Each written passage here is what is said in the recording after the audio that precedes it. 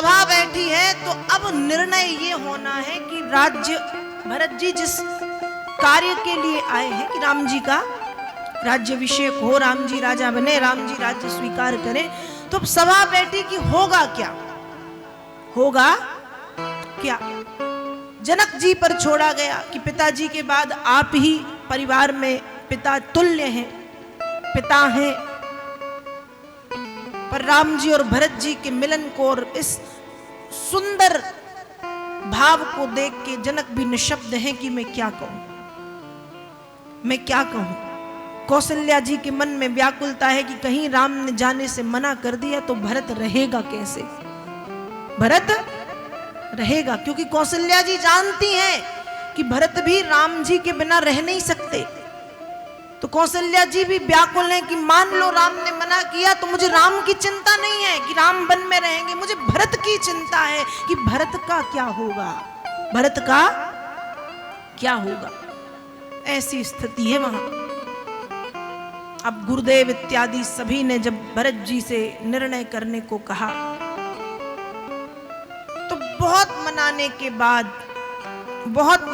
के बाद भरत जी एक बात कहते हैं गुरुजनों से कि यदि पिताजी का वचन है कि 14 वर्ष के लिए वनगमन, तो गुरुजी ने कहा भरत एक काम करो, तुम 14 वर्ष के लिए वन में रह जाओ, हम राम को ले जा रहे। भरत जी खुश हो गए कि यदि ऐसा होता है कि मेरे 14 वर्ष वन में रहने पर राम लौट रहे हैं तो 14 वर्ष मैं वन स्वीकार कर रहा हूं। पर गुरुदेव 14 वर्ष नहीं, आजीवन वन में रहूंगा।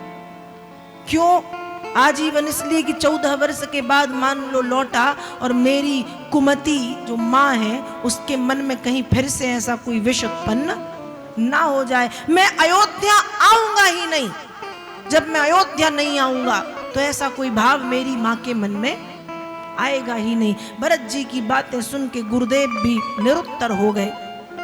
अब बात आई क्या किया जाए। जनक जी महाराज ने समझाया कि राम जी यदि 14 वर्ष के लिए वन में हैं तो पिताजी के वचन का पालन कर रहे हैं भरत, और मुझे ऐसा लगता है कि तुम्हें भी पिताजी के वचन का पालन, पिता तो नहीं है पर वचन तो दिया था। और दूसरी बात, जब पिता का ये सिद्धांत था कि प्राण जाए पर वचन न जाए, वचन पूर्ण कर दिया भले प्राण चले गए। जिन्होंने अपने वचन को पूर्ण करने के लिए प्राण त्यागे हैं, सोचो ऐसे धर्मात्मा राजा के लिए वचन कितना महत्वपूर्ण होगा। इसलिए मुझे ऐसा लगता है कि वचन पूर्ण होना चाहिए। जनक जैसे लोग, जनक जी जैसे, जो राम जी जिनके दामाद हैं, सीता जिनकी बिटियां हैं, वो चाहते तो कहते ना कि चलो, पर धर्म मर्यादा नीति जो कह रही है वैसी बात जनक जी वहां कर रहे हैं। निर्णय भरत जी पे छोड़ा गया। भरत जी तो एक ही बात कह रहे कि भैया चलो, भैया चलो। लेकिन फिर जब बात हुई धर्म की, बात हुई वचन की, तो राम जी के बातों को देख के भरत जी मौन हो गए। भरत जी ने एक ही बात अंत में कही है कि भैया यदि आपको अयोध्या में जाना स्वीकार नहीं है, ठीक है, आप 14 वर्ष वन में रहिए, लेकिन 14 वर्ष में से एक दिन भी यदि अधिक होता है तो भरत अपने प्राणों का त्याग कर देगा। मैं 14 वर्ष आपका इंतजार करूंगा, आपका राज्य, आपकी प्रजा आपकी प्रतीक्षा करेगी। और भैया अब मैं जब जा ही रहा हूं तो कुछ मांगूंगा, दे दोगे? राम जी ने कहा मांग, क्या चाहिए? भरत जी कह रहे भैया चरण पादुकाएं दे दो। क्या दे दो? चरण पादुकाएं। कम से कम इन चरण पादुकाओं को रख करके इनकी छत्र छाया में बैठ करके राज्यपाट की देख रेख करूंगा, तो भगवान चरण पादुकाएं दे दो। भरत जी की बातें सुन के राम जी ने भरत जी को हृदय से लगाया है। आज राम और भरत जी के इस पवित्र मिलन और पवित्र संवाद को देख करके वहां पे जितने लोग उपस्थित हैं सब भाव वो विभोर हैं, सभी के नेत्रों से अविरल अश्रुपात हो रहा है। राम जी की जय जयकार हो रही है और राम जी से अधिक भरत जी की जय जयकार हो रही। वशिष्ठ जी की स्थिति तो ऐसी है, भरत जी के प्रेम को देख करके भरत महामहिमा जल राशि मुनिमति तीर ठाढ़ी अब लासी।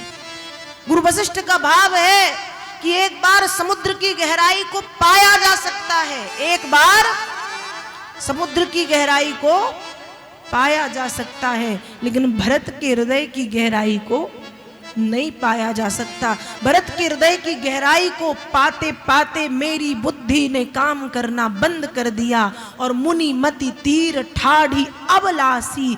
अबला, अबला मतलब दीन की भांति किनारे पर आकर के खड़ी हो गई। वशिष्ठ जी कहते हैं, जग जप राम राम जप जेहि भरत सरिस को राम स। आज पता चला कि पूरा संसार राम को भजता है और राम भरत को भजते हैं। राम भरत को, और भरत को राम क्यों भजते हैं? भरत की महानता के कारण। भरत की महानता, किसी का मन नहीं है चित्रकूट छोड़ने का, लेकिन अयोध्या की प्रजा और अयोध्या का राज्य भी है और एक कर्तव्य भी है राज्य के प्रति, इसलिए ना चाहते हुए प्रभु करी कृपा पावरी दीनी सादर भरत शीस धरी लीनी। राम जी की पादुकाओं को सिर पर रख करके श्री भरत जी महाराज ने राम जी से विदा ली और भरत जी महाराज अयोध्या के लिए प्रस्थान करते हैं। भरत जी अयोध्या पहुंचे हैं, लेकिन भरत जी ने अयोध्या में प्रवेश नहीं किया। अब तो भरत जी के लिए सब सामान्य होना था, मिलाए मना लिया, सब कर लिया। अब राम जी नहीं आए तो मैं क्या करूं?